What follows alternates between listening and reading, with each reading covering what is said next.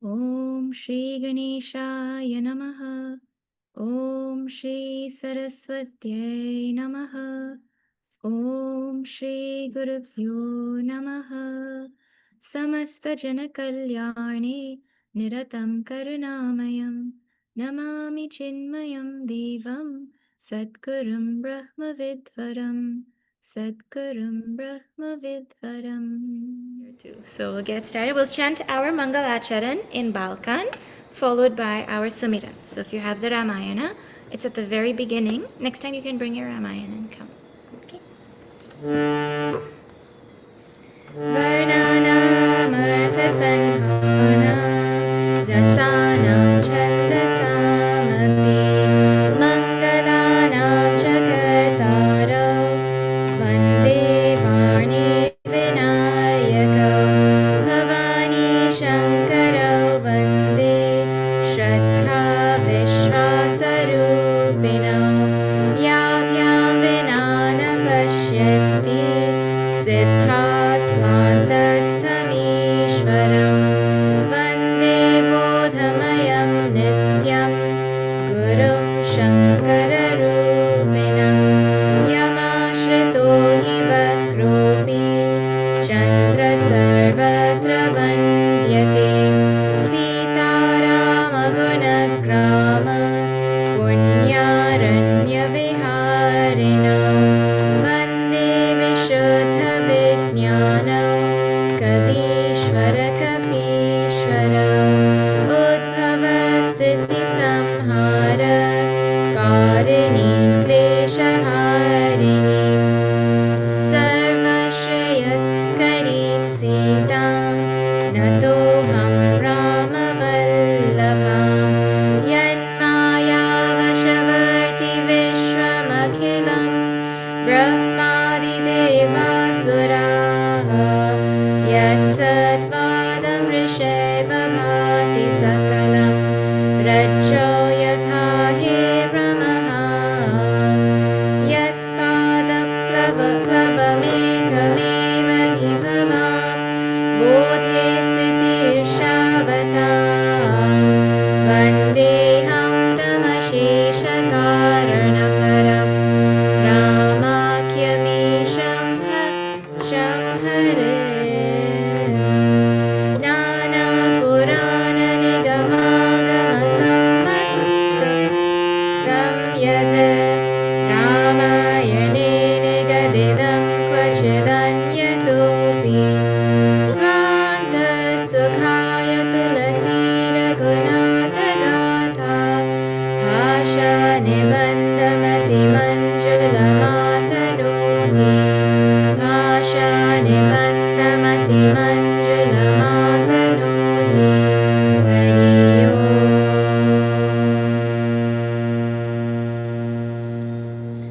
जो सुमिरत सिद्धि होय गणनायक करिवर बहरना करौ अनुग्रह सोय बुद्धिरासि सुबगुण सदन मूक होय वाचाल पंगुचरै गिरिवर गहन जासु कृपा सुदयाल रवौ सकल कलिमल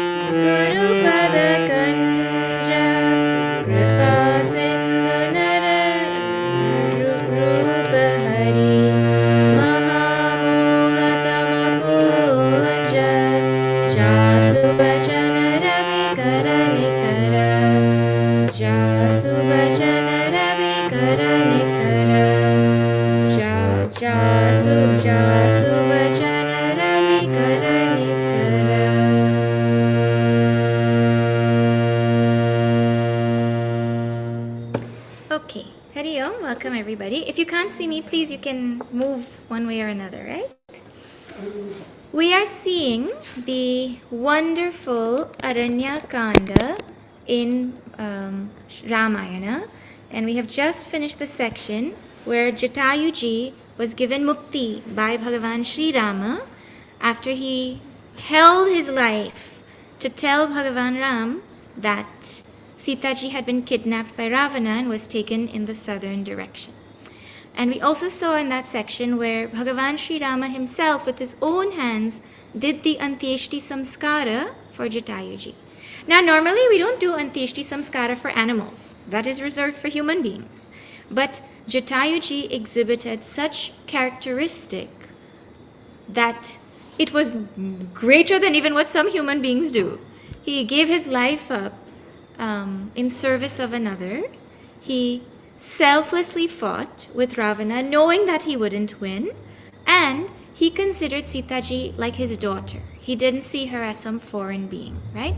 So it was really, really special section of Ramayana that Jatayuji got to see Bhagavan, and he got mukti in Bhagavan's presence. Bhagavan said, I will give you back your life. And Jatayuji said, are you joking?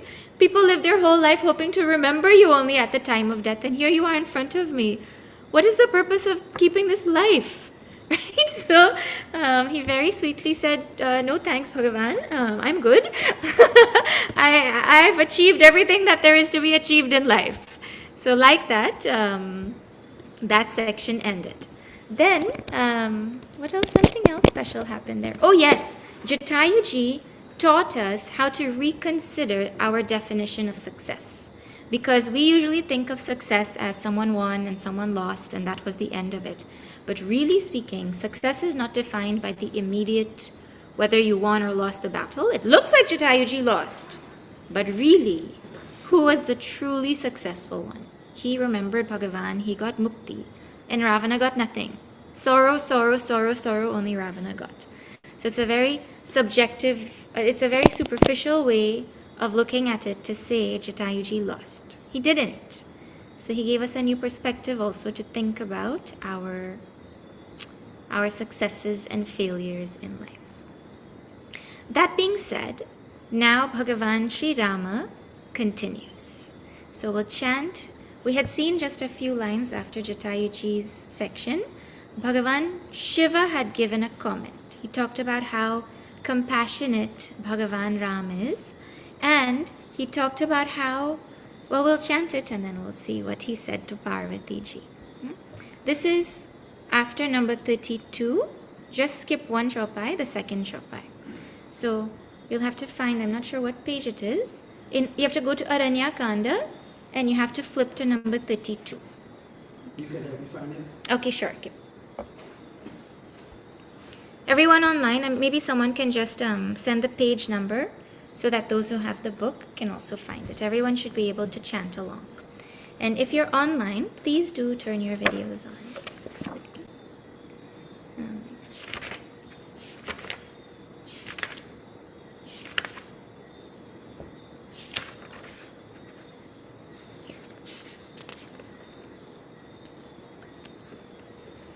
When you are chanting, Right. can I make a request? When you are chanting, can you go a little slow so that we can follow you? Yes, I'll chant slowly. Pick up the rhythm. Yeah, I'll chant slowly. Okay.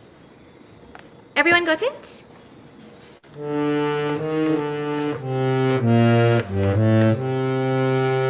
Sunahu mate loga bhagi harita ji hohi bishaya anuragi puni sita hi khojat dvau bhai chale belokat banam bahutai sankulalata betapa khanakanan bahukhagamrigatah gajapanchanan avatapantaka bandhanipata tehi sab kahi saap ke bata durvasa muhidini sapa prabhupada pekhi meta so papa durvasa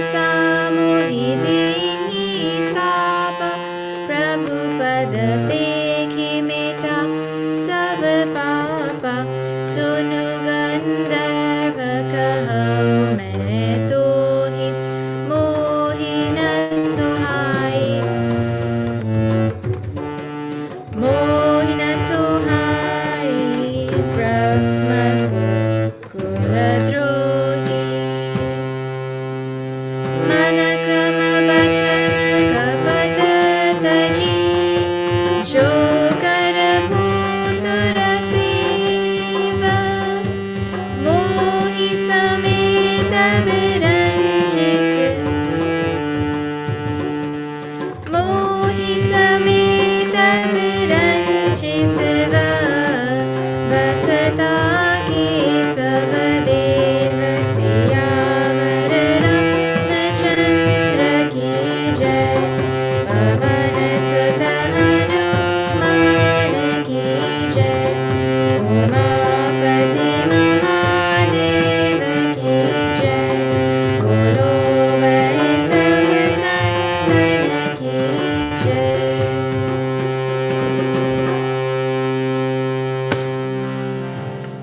Okay.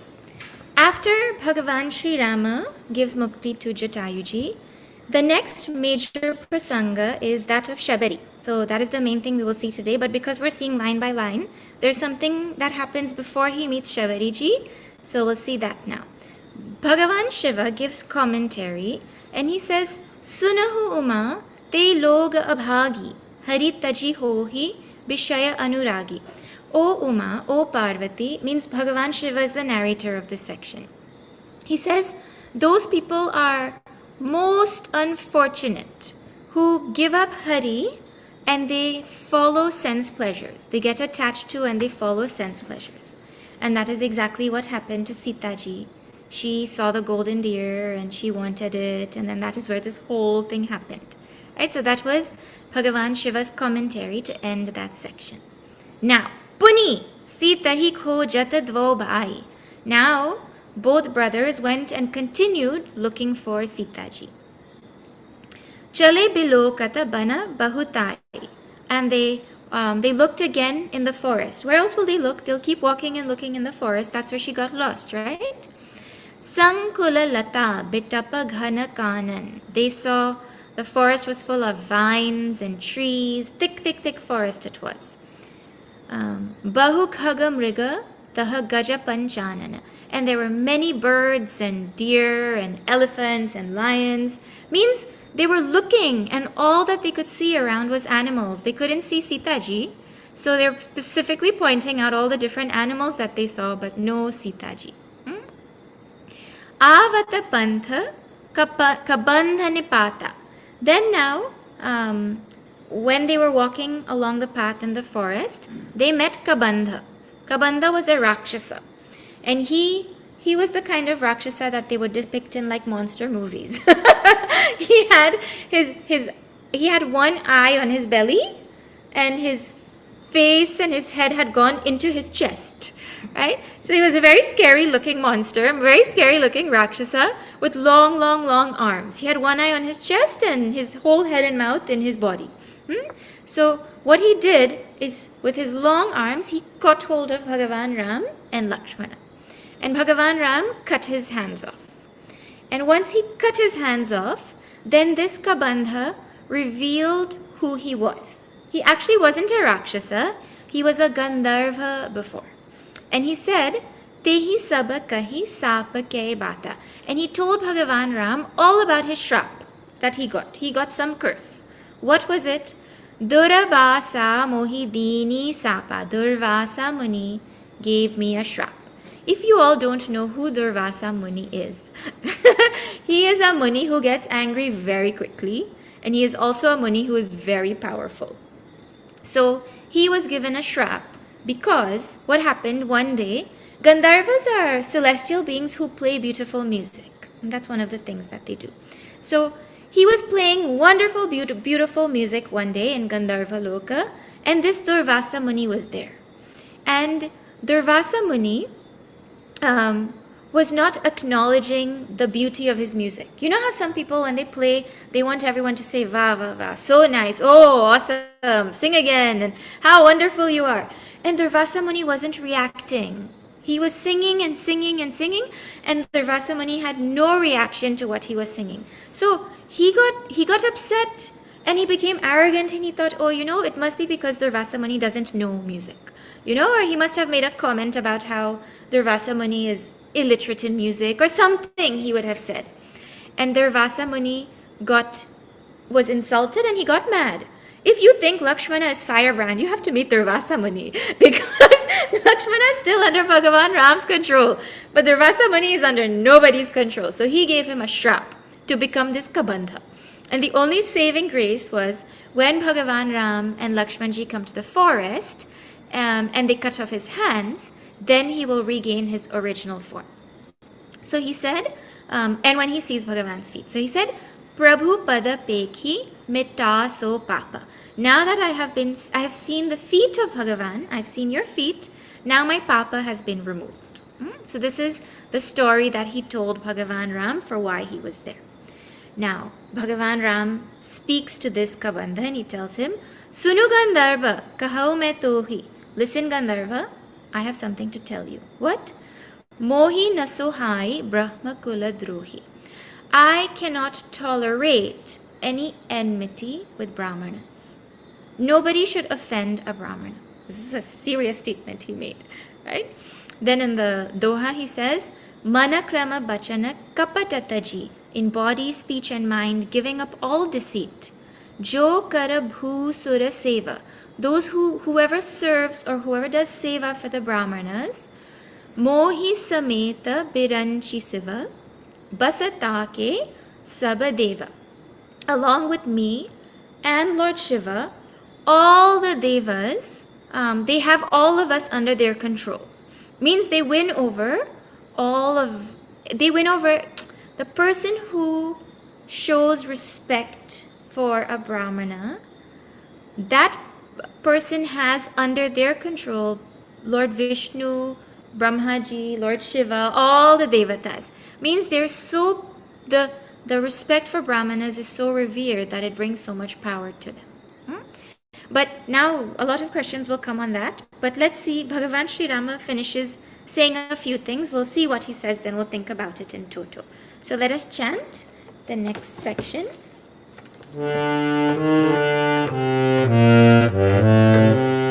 This is for those who just joined. This is after number 33, Doha 33 in Aranya Kanda.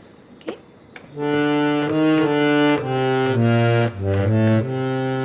Sapat tarat parushakahanta viprapujya sagavahi santa pujiya viprasila gunahina sudrana gunagana jnana pravina kahi nija dharmatahi samujava nija pada priti dekhi manabhava raghupati charana kamala sirunai gaya ugagana panisha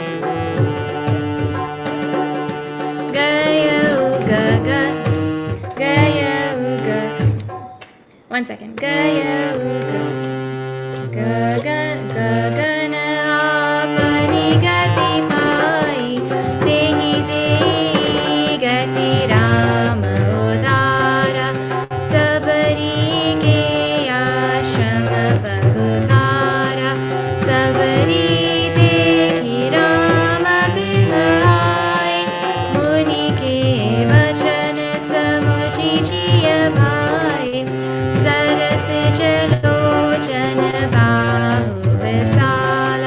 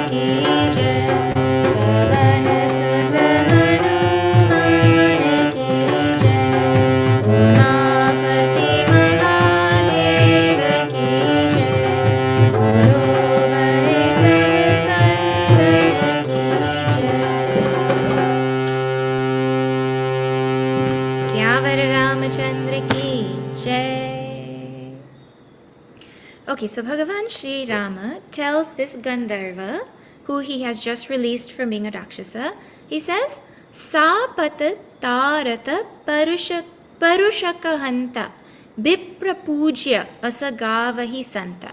He says, the saints say, now he's quoting what the saints of the tradition say, that whether a Brahmana curses or beats, means does bad things or speaks harsh words to you, if he curses you, he harms you, he speaks bad words to you, that Bipra, that Brahmana is still worthy of respect, still worthy of worship.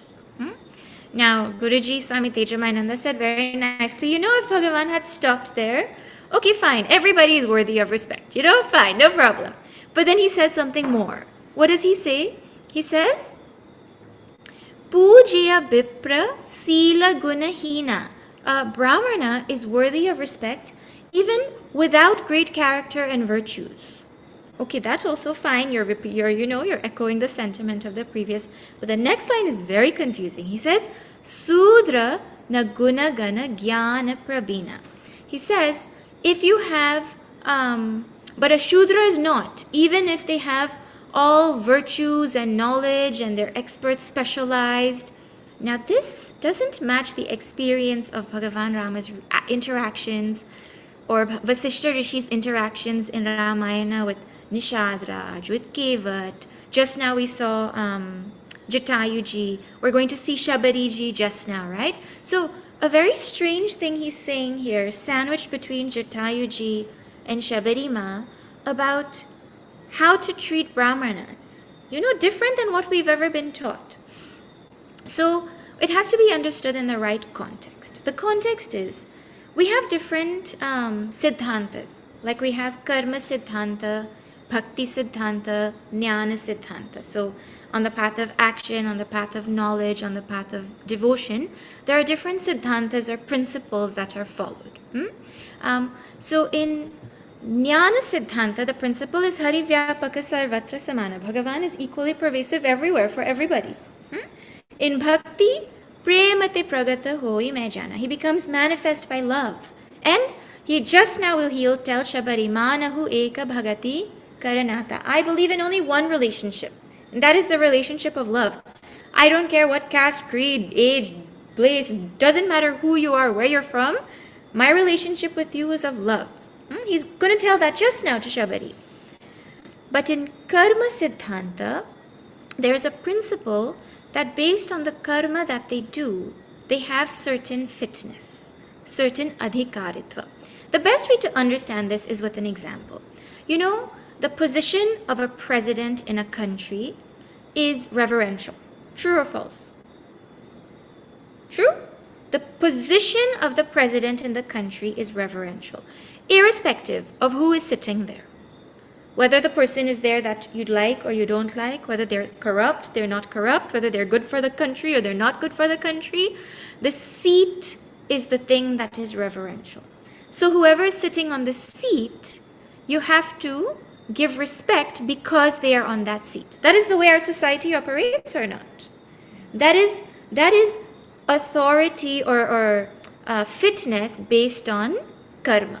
The karma that they have that makes them a president gives them the fitness to deserve a certain type of respect, irrespective of who they are. Now, if you don't be respectful to them because you're like, no, they're a bad person or a bad egg or whatever, society crumbles. The social order crumbles. The social order is maintained by the maintenance of certain levels of respect for positions in the country.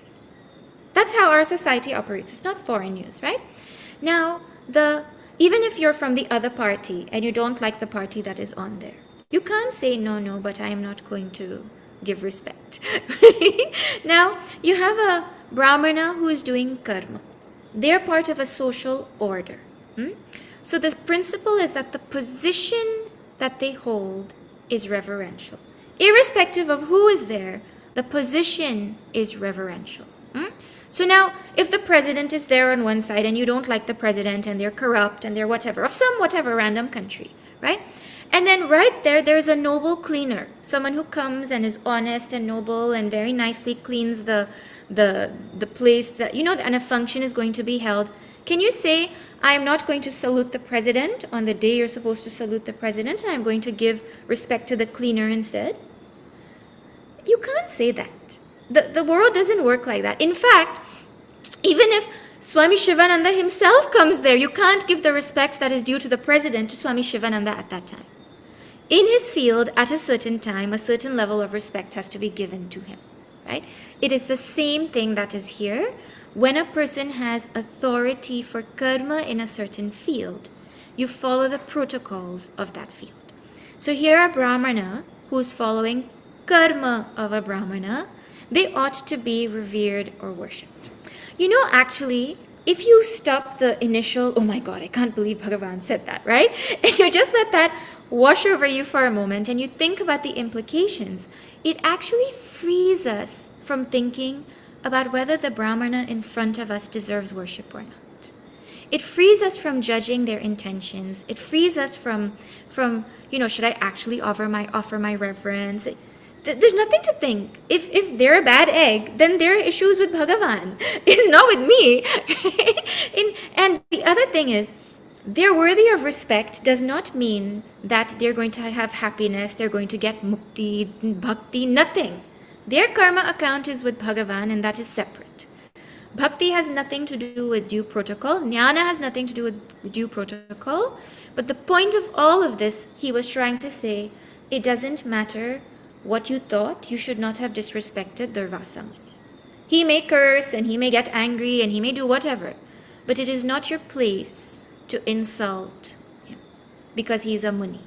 Like that. Principle, never be rude to Brahmanas. Actually, we should never be rude to anybody. So it's not a hard thing to follow, right? But what is highlighted here is the adhikaritva of the karma. There are some days in the year where we do go puja, like we'll do puja for the cow on like Govardhan day or during Diwali and all of that. There's a day dedicated to doing go puja, right? Or if you decide part of your puja, of your annual puja, you're going to do go puja, and the cow is misbehaving and kicking and making a fit. Can you say, look, the donkey is behaving so nicely. Let's bring the donkey and do puja for the donkey instead. It doesn't matter how the cow is behaving. Today is the day you're doing puja for the cow.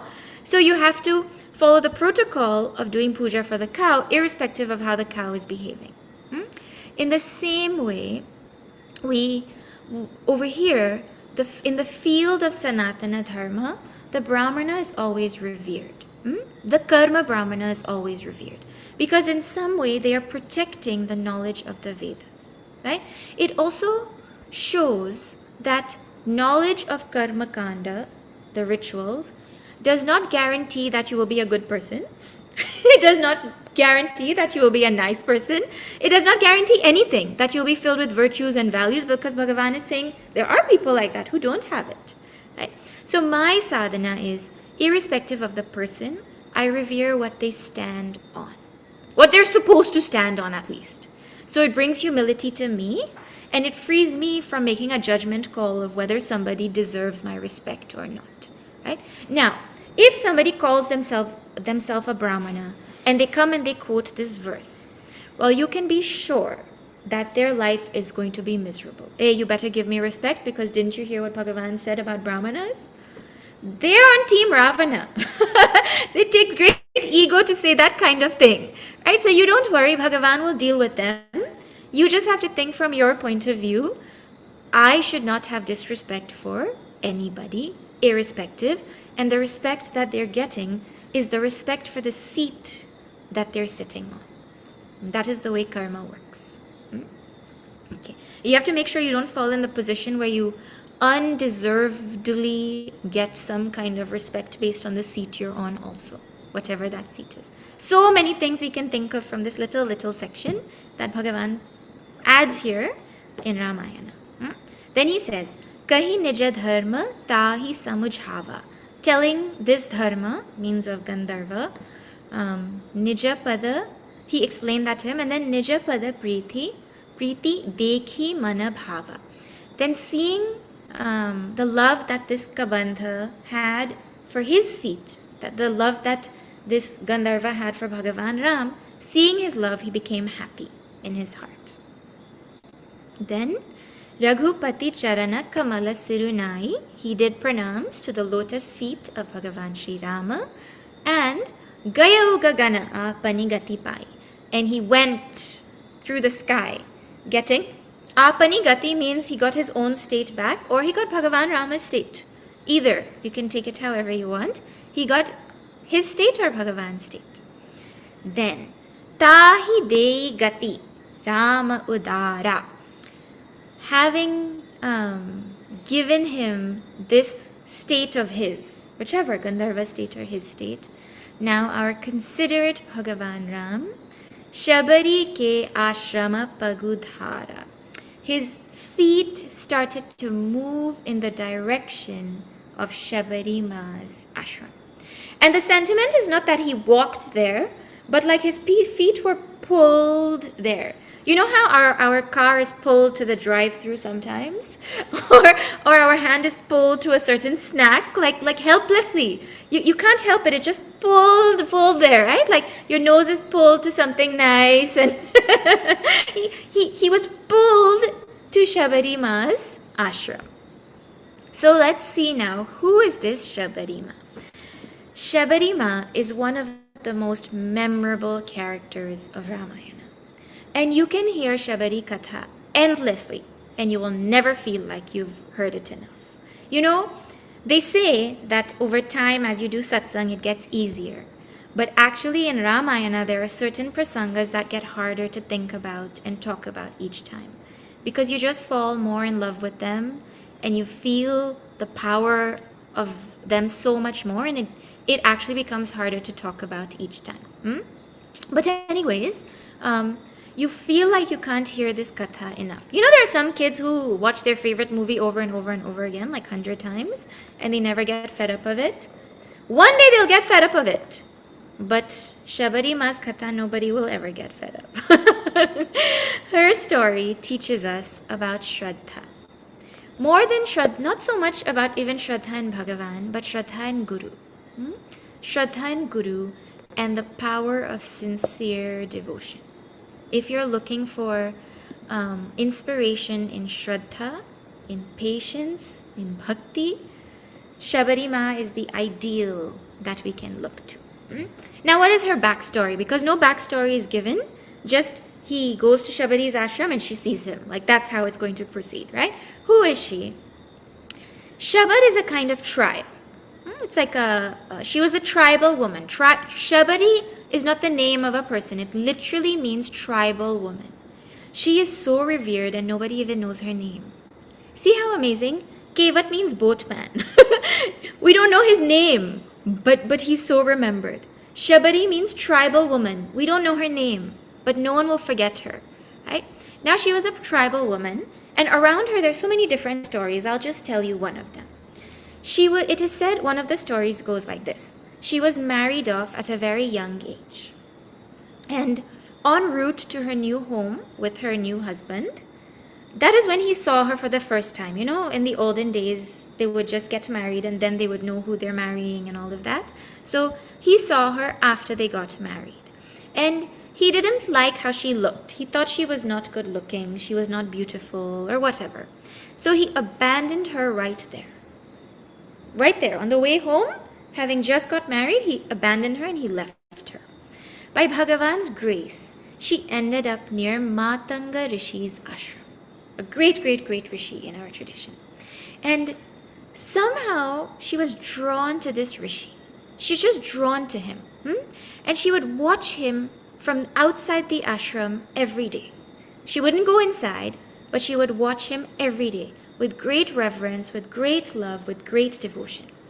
And when you have deep devotion, you can't not do anything about it. You have to find a way to express your devotion. So she wanted to do something to express her devotion. But one, she was outside the ashram. And two, the so-called high-class people in Matanga Rishi's ashram the brahmacharis there, they would not let her in. They didn't consider her worthy of coming in. And unfortunately, because of societal influence, she also didn't consider herself worthy of going inside. It is very interesting how we judge ourselves so strongly based on society's judgments of us. Now, so she couldn't go in. But the principle is, when you want to do seva, when you want to express your devotion, you will find a way. There's nothing that can stop you if the intention is there. And if the person is far away, you'll find some way to do it. And on the other hand, the person might be right there, but if your heart doesn't want to do seva, well, you won't do anything. Right there, you'll have the opportunity and you won't do anything, right? Excuse only you'll have. So now what could she do? She also wasn't trying to do anything to get something out of him, like, oh, if I do seva, he will teach me, or if I do seva, he will let me come in the ashram. Nothing. In fact, she didn't even want him to know she existed. This was her bhava, but she wanted to do something.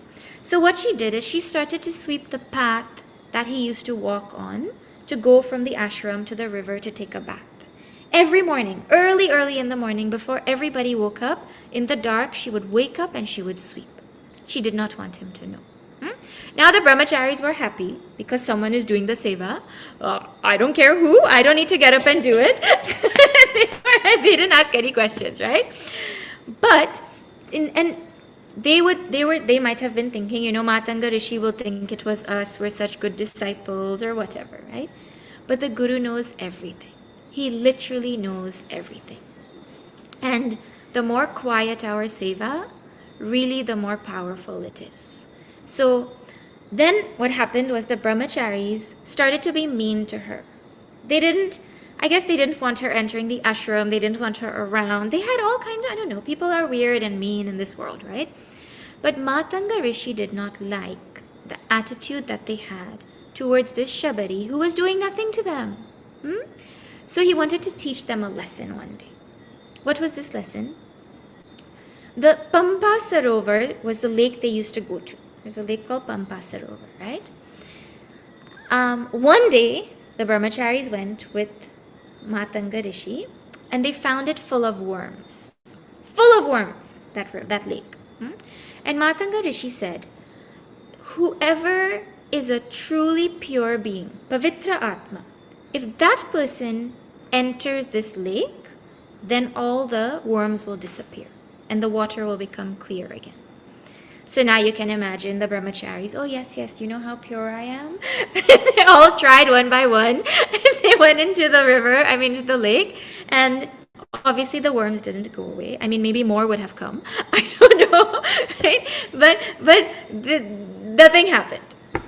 Then Matanga Rishi called Shabari. And she said, oh, what's going on? 1 second. Did you just see a screen share start? That is so weird. Okay, I didn't do anything. I don't know how that happened. Okay. He called Shabari and he said to her, you please enter this lake. Now you imagine Shabari. She doesn't want her existence to even be known, right? But here she's being told, enter the lake. She went in and that lake became crystal clear. And from that day, the brahmacharis never troubled her again. And the thing you learn from this is also, when you have a guru who is pleased with you, you will always be protected. He doesn't need to see your seva directly. He will know your sincerity and he will protect you. Now, it was not just Shabari who wanted to do something for Matanga Rishi. Matanga Rishi also wanted to do something for her. Gurus are just waiting for sincere disciples. So he spoke to her now when he was leaving. Time came for him to leave, to drop this body, to go or whatever. And so he spoke to her and he said to her, he gave her Rama Nama mantra. He gave her the mantra Rama. And he said to her, I want you to chant this. Chant this Rama. She said, who is that Rama? I don't know who is Rama. He said, don't worry about that. One day, this Rama himself will come to you and then you will know. That is all he said to her. And in some versions they say Matanga Rishi said to her, he will be hungry when he comes. Okay? Now, nobody else got this boon. There were students studying in the ashram. They were not told this. Then it shows that caste, creed, status has nothing to do with Bhagavad Darshan. Or our moksha. What matters is our shraddha, our dedication, our seva. Now you just think, if somebody tells you, chant Rama, and you don't know who's Rama, just chant Rama, one day he will come and tell you what that Rama means or who he is. What would you say? When? What day? How will I know? At least indicate. Will it be in like one week-ish, 1 month-ish, one year-ish? Like give me some kind of indication, like when is he going to come? And what is he going to look like? And how will I know? And so many questions could come in the mind of someone who's just told that somebody is going to come. You just chant his name and he's going to come. Shabari Ma did not ask a single question. A single question she did not ask. Her shraddha was unmatched. Guru said he will come, that is it. She didn't ask, how is it possible? And not for an iota of a moment did she doubt. Every day, she would do a few things. She would clear the path to her home. She would get fresh water ready. She would pick fresh fruits. She would pick fresh flowers. And she would prepare for him. And she would wait. And anyone passing by, she would stop them and ask, hey, have you seen Rama? Have you seen Rama? I'm waiting for Rama. Now remember, there's no internet. There's no communication. There's no, what is it called? The telegram also. There's no way for anyone to tell anyone something except physically. And she doesn't even know what he looks like. Every day means every single day. From a young woman, she became a woman. From a woman, from a young girl, she would have become a young woman. From a young woman, she would have become an old woman. She would have gotten wrinkles. She would have started to get arthritis pain. She would have started to get back pain, whatever comes with old age. With time, people might have started calling her crazy lady because who wakes up in the morning, clears the path, goes and picks flowers, goes and sets up for somebody called Rama that they don't know, that they've never met, they don't know when he's coming, they don't know who he is, every day for years and years and years and years and years and years on end. People would have started to call her crazy. But she didn't care because she was following the words of her guru. Now, you just imagine, you set up your house for a Swami to come, or any special guest to come and visit. And and okay, they're supposed to come at 3 p.m. Well, at 3 or 5, you call and you say, hey, where are you? What time are you coming? Are you still coming? I'm ready for you. 5 minutes and this anxiety. Why are they late? Right? Now you imagine, or you find out actually something urgent came up and they can't come anymore. Oh, but I did so much preparation. I did so much work to set up. How can they not come? How can they cancel? I mean, these are the thoughts that we feel or not.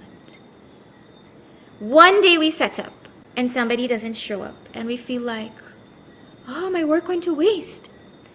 Every single day, for years and years and years, Shabari Ma set up and waited for Bhagavan Sri Rama every day. Now, Tahi Dei Gati Rama Udara, sending Kabanda back to his loka, Bhagavan Sri Ram, Shabari ke ashrama pagudhara. His feet turned towards her ashram. And her ashram was not en route to where he was going. He actually took a detour to go to Shabari Ma. Means it's not like, oh, she was on the way and he just stopped because he had to stop somewhere. He purposefully took time to detour to go to meet her. Now, she had been preparing for Bhagavan Ram to come since decades. And he finally came. If Bhagavan Ram comes to you After you have prepared for him for decades, what will be your reaction? See Shabari. Shabari dekhi Rama griha aaye. Shabari saw Bhagavan Ram has come to her home. You know, first of all, that she calls it her home. Bhagavan Sri Rama had taken a vrata to not go to anybody's home. He didn't go to Sugriva's home. He didn't go to Vibhishana's home. He didn't go to even Nishad Raj's home. He didn't go to anybody's home. Because his vrata was, I will not go to any home. I will stay in the forest. But he went to Shabari's home. He broke his vrata for his bhakta. This is the power of bhakti. And it also shows that it was not Rama as Dashratha's son who went to meet Shabari. Rama, Dashratha's son, had a vrata to not go to a home. He went as Bhagavan of the universe to her home. So, and the other thing is that everybody is calling it ashram. Shabari ke ashrama pagudhara, just now we saw, right? But she thinks it's a home. But when this kind of level of tapas and sadhana is done there, how can it not become an ashram? So in the eyes of everybody else, it was an ashram, even though she felt it was her home. Now the next line. Muni ke bachana samujhi jiya bhai. The Lord of the universe was in front of her, and her mind went to her guru.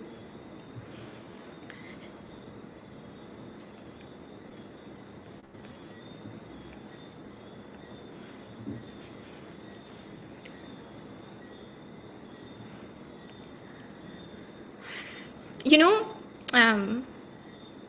in our tradition, today's Kabirdaji's Jayanti, right? So we'll remember him also with this. There's that saying, he said, that you have Guru and you have Govind in front of you, and whose feet do you touch first? In our tradition, you do pranam to Guru first, because without him you wouldn't even know who is Bhagavan. Anyways, Bhagavan is in front of her, and she's waited years and years and years for him to come. And her mind goes to her Guru first. How this Lord of infinite cosmoses has come to her. But she says, you wait first. Let me remember my Guru. Then, the other thing, because she didn't feel like she had done anything to deserve his presence. He is not here because of what I have done. He is here because my Guru said he will come. This was her attitude, right? My Guru said he will come, so he has come because of my Guru. Like that, she remembered him. Now, but if you remember Bhagavan like Shabari, how will he not come? The power of tapas is such that this infinite Lord of infinite cosmoses has taken form and come to her doorstep. Now, if somebody tells you, you chant Ram for the next 50 years, don't do anything else but chant Rama for the next 50 years, and I guarantee you that Rama will come to your doorstep. You will believe? A, okay, I'm skeptical about what you're saying, okay?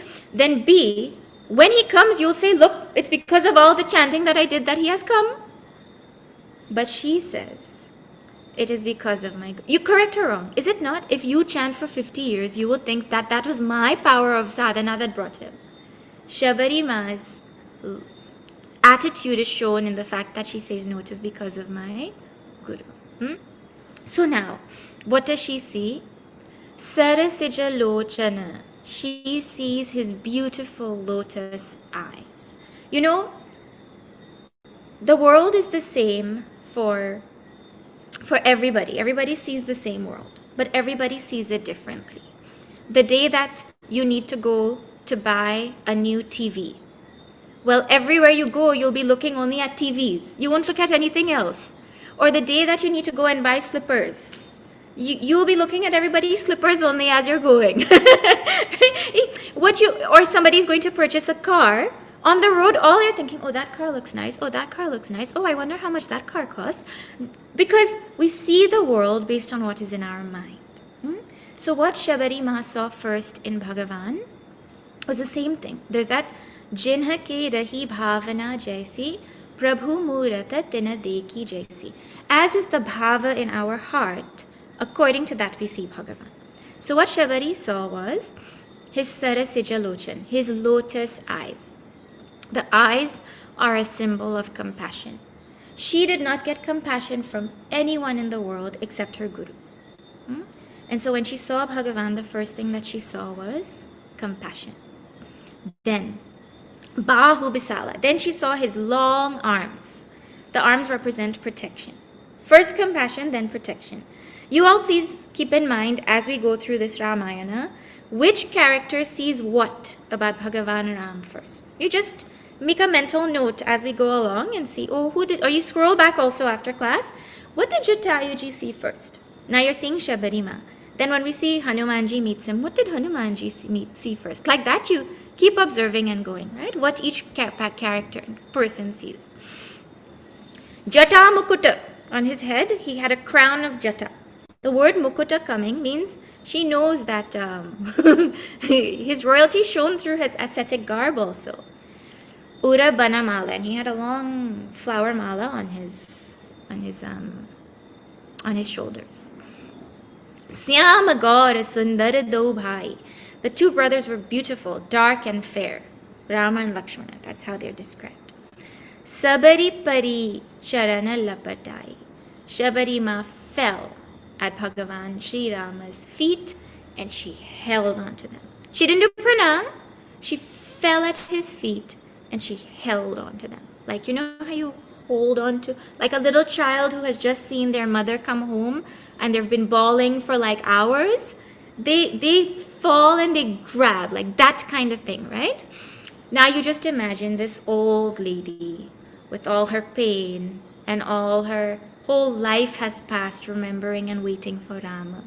Rama, Rama, ratate, ratate, biti reyo Maria. Her whole life passed chanting Ram. She fell at his feet and she held on to them. Prema Magana, she was drowned in love. Mukha Bachanana Ava, and words could not come to her mouth. She was speechless. You know, she couldn't even speak to Matanga Rishi properly. How would she speak to Bhagavan Ram? What would she say, you know? But it is actually a true principle that in the presence of a great Mahatma, our words fail us. Our actions also fail us. You know, their presence is so powerful that it's like we have nothing to match up.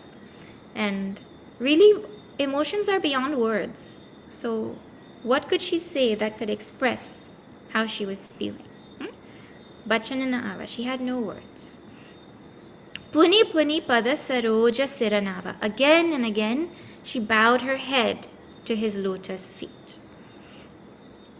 Sadara Jalalay Charana Pakhare. Now with simple water, she came and washed his feet. You know, the Mahatmas explain that this simple water that is being described is actually her tears. Bhagavan Sri Rama's feet were washed first by Janakji with like rose water in a golden vessel during the Vivaha Samskara, right? When he was getting married to Sita Maya. Then his feet were washed at another significant moment by Kevat in a wooden bowl with Ganga water. And here she washes his feet with her own tears. This is our Shabarima. Then Puni Sundara Asana Baithari. Then she made him sit on a beautiful seat. You know, what does a beautiful seat look like in a forest? Please tell me. In a forest, you'll have wooden logs and you'll have wooden seats. And what's beautiful about that? It means that every single day, she would have woken up and gone and picked flowers to decorate a seat waiting for him to come and sit. You know, when a Swami is coming to visit us, we will take a cloth and put it over and feel like we've done some good thing. Nice, we're ready to receive. Every day, she went and got flowers and decorated that seat to prepare it for Bhagavan Sri Rama to come and sit. Every day. For years and years and years and years. How is that asana not beautiful in that case? Then in this most famous doha, Kanda Moola Phala Surasa Ati Diye Rama Kahu Ani. She gave Bhagavan Sri Ram bulbs and roots and fruits that were extremely tasty. Surasa means very tasty. Ati means very, very, very tasty. She gave him fruits and roots and bulbs that were extremely tasty. Diye Rama Kahu Ani. She gave to Bhagavan Ram. Prem Sahita Prabhu Kai. And Bhagavan Sri Rama ate with great love. And Barambara Bakhani. And he praised it over and over again. In a basic puja, when you invite Bhagavan, once you do avahanam, the first thing you're supposed to do is asanam. You're supposed to offer a seat to Bhagavan, right? Then you do padyam, you wash his feet. Then arkyam, you give water to drink, and achaman, water to wash hands and mouth, and then you give water to drink. Then you give water for a bath. Then only after that you give food. Then you do pranam, pradakshina namaskara. There's a sequence in which you do puja. What was her order? Bhagavan Sri Ram came. First she remembered Guru. Then she fell at his feet. Then she washed his feet. Then she gave him an asan. Totally wrong order she's going, right? But it is called vidhihina usually, where you're not following the proper vidhi, the proper protocol. And she made Bhagavan stand as she washed his feet, right? Nobody taught her to do puja. But the other thing is, when the bhava is so powerful in devotion, there are no rules. There's no rules when it comes to love. When there's sincere love, like so many great bhaktas, there's stories of few bhaktas who would taste the food before they gave it to Bhagavan to make sure it had enough salt or to make sure it had enough sweetness, and that is not allowed.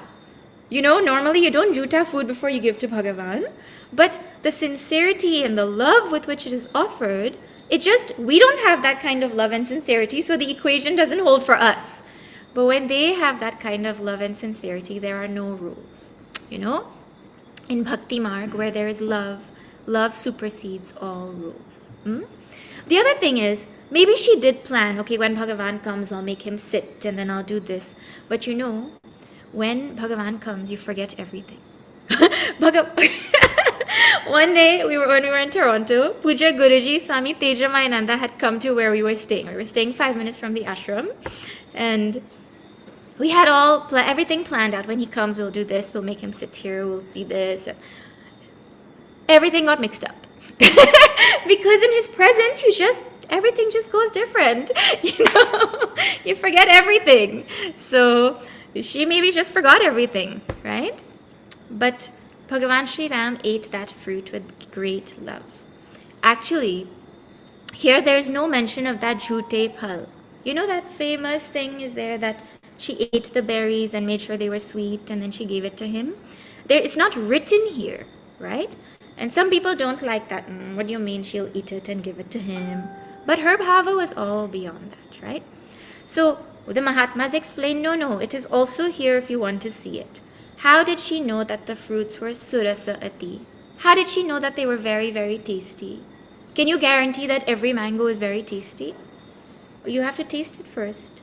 So she tasted it. She made sure it was delicious. And then she gave. So whichever version you want, you take. The point of thinking about this is for your love to increase for Bhagavan. So whichever version increases your love, you imagine and you think about that version. But prema sahita prabhu kai, with love. Actually, it is the love only that Bhagavan accepts in everything that we offer. What was delicious was the love with which she offered it. And barambara bakhani, and he praised it over and over again. And when Tulsidasji says over and over again, he literally means over and over and over again. Before meeting Shabari Ma, Bhagavan Sri Ram had met so many great rishis and munis in the forest. And nowhere is it described that he praised the food and the fruit that he was given over and over again. Same forest food. He's been in the forest for like 13 years now. He's only eating fresh off the tree fruit, right? So he knows what fresh off the tree fruit tastes like. But Shabari's was not a normal thing. You imagine, see what is happening here. You know, even when he went back to Ayodhya after the exile, and Kausalya Ma used to feed him food. He used to tell her also, but you know, Shabari Ma's fruits were the best.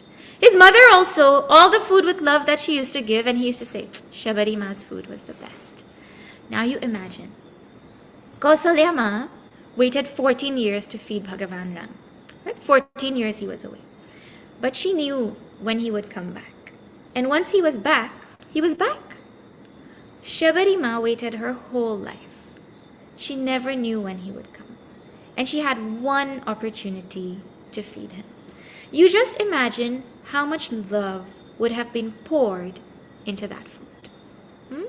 Now, what about Lakshmanji? Mention of him here. Everywhere, they're together. He's arrived because Shabari Ma saw both of them, but he didn't eat fruits.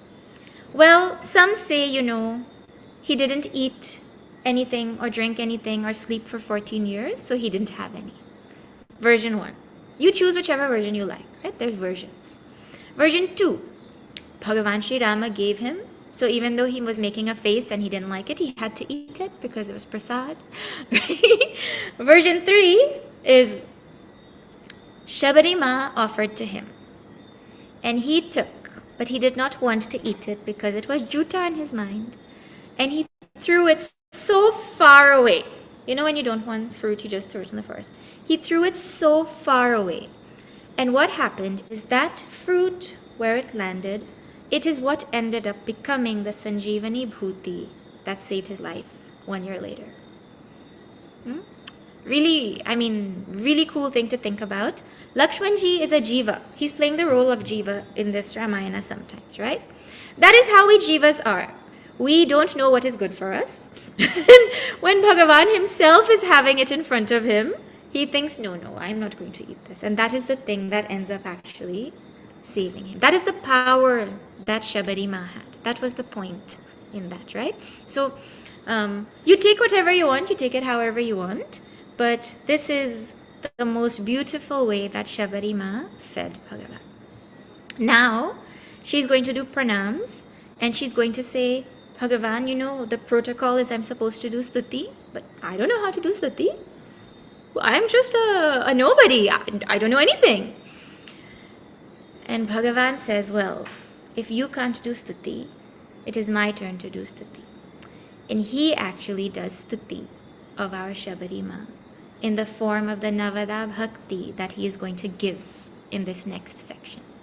So Navada Bhakti is one of the most famous sections in Ramayana. There's a version in Bhagavatam also.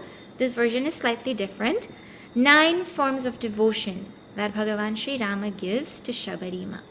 So how he gives it, what he says, what those 9 forms are, and all of that, we will see next week. We'll pause here. Shabari Ma is really special. She's the kind of exemplar that we all need to look up to, because she did not give up on her sadhana, even not knowing anything about what would happen. She had the least information of anybody we know. And she got the greatest blessing out of all of it, right? So Shraddha she had, patience she had, years and years and years and years, and the kind of bhakti she had also comes through. Bhagavan himself will speak about her bhakti next week, but for now we've seen her Shraddha in her Guru, and we've seen her patience. So we'll see next week how it proceeds. Okay? As I mentioned last week, we're ending at 8:30 this week, 8:25 this week, because Devji has a class right now and we share the internet. So I will do closing prayer and I will see you all next week. Okay? Om Purnamada Purnamidam Purnat Purnamudachyate Purnasya Purnamadaya Purnameva Vashishyate Om Shanti Shanti Shantihi. Harihi Om Shri Gurubhyo Namaha. Harihi Om. Syavar Ramachandra ki jai. Shri Sadgurnath Maharaj ki jai. Har Har Namah Parvati Pataye. Har Har Mahadev. Hari Om. If anyone wants to share any reflections, please feel free to share them in the chat. Sorry that we have to end at this time today. Okay, Hari Om. Yes.